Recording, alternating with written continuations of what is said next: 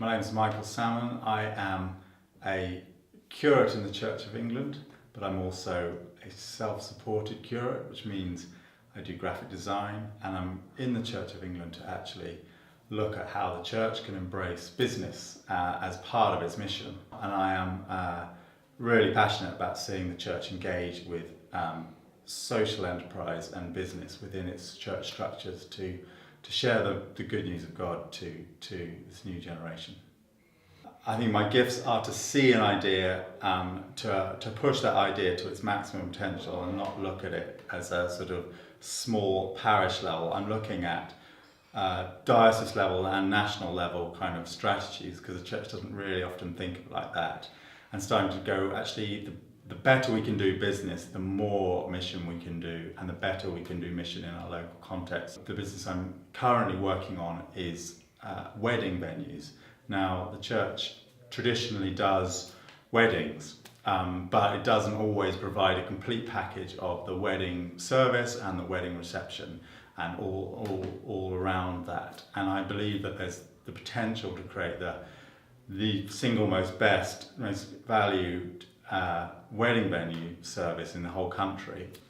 The wider vision on top of that one vision is to kind of activate and support entrepreneurs that are maybe sitting on the pews and don't feel they have a role, to actually start thinking about using church buildings or even just being attached to the activities of the church.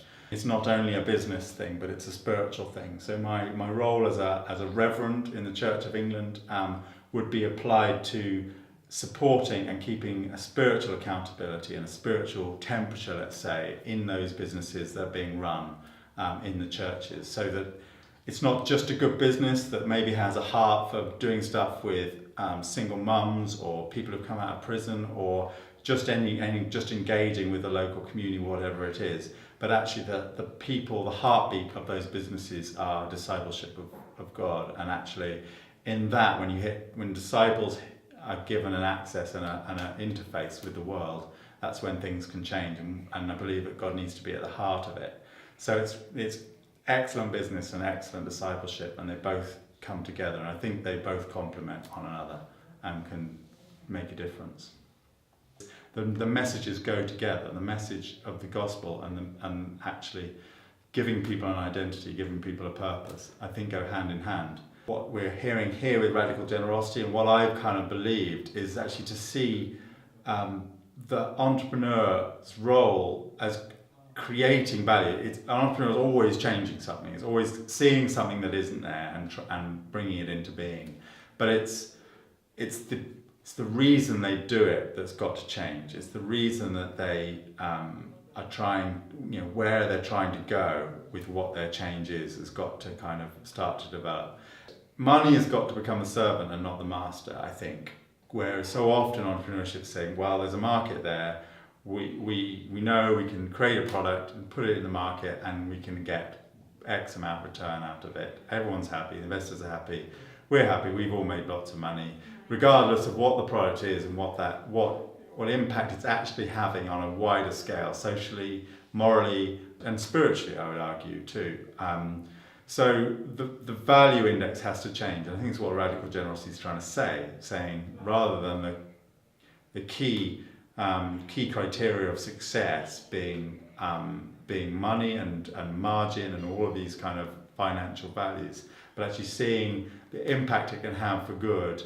I just feel like I'm myself again, and I feel like I haven't been myself for such a long time. And so it's the most incredible thing to come into, to come and experience a kind of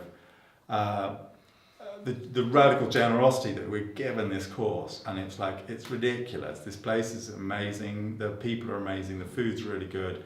The quality of what we're receiving is incredible. I'm just hoping that in the future I can generate enough profit and value to be able to support them in the long term too, that because it's totally tied in with the vision that I hope. And I'd love the Church of England to pump money into it, because I think it would do them good as well. So I'm definitely going to pitch it to Mr. Welby, because he might be right up his street. You never know.